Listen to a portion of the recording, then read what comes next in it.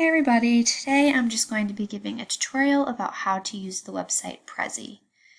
So as you can see, I am already logged in. So first I logged in with my Google email and I just proceeded to click on the All Projects tab that is on your left-hand side.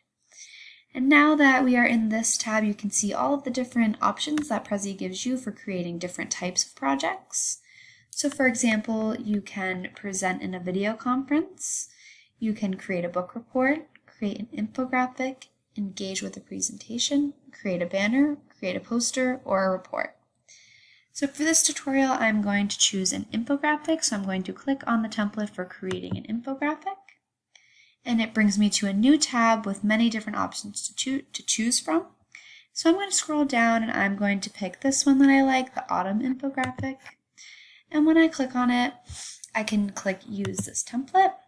I will name it. And then I'll say that anyone can see it so that it can help anybody on the web and all of my students. And hit continue. And now that this has come up, I have the option to change the title, and I can change the images that I see right here. And this is a really beneficial way to help students find notes in a different way other than a lecture. As seen in many special education classrooms, it is very important to keep your students engaged.